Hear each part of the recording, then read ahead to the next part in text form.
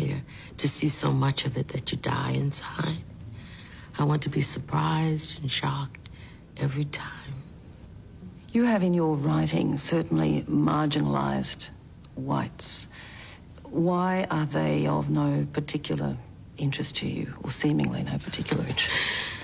Well, I was interested in another kind of literature that was not just confrontational, black versus white. I was really interested in black readership. And I wanted to do, I think,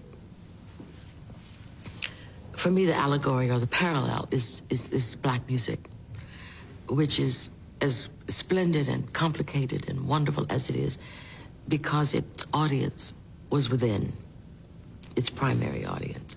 The fact that it has become universal, worldwide, anyone, everyone can play it, and it has evolved, is because it wasn't tampered with and editorialized within the community. So I wanted the literature that I wrote to be that way. I could just go straight to where the soil was, where the fertility was in this landscape. And also, I wanted to feel free not to have the white gaze in this place that was so precious to me, which is the work. And you will maintain this safe place for yourself, for your art?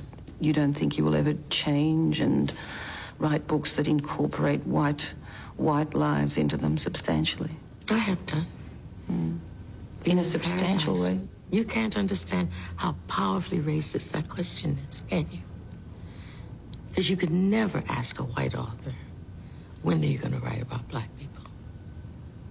Whether he did or not, or she did or not.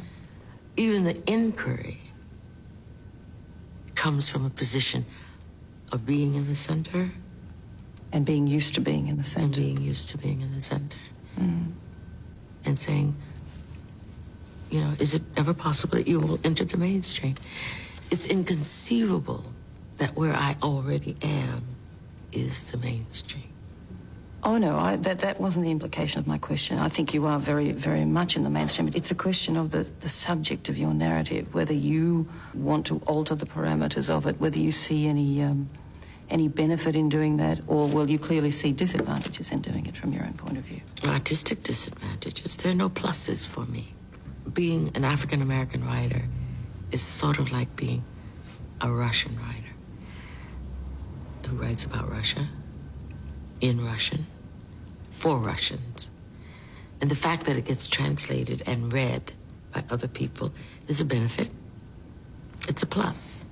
But he's not obliged to ever consider writing about French people or Americans or anybody.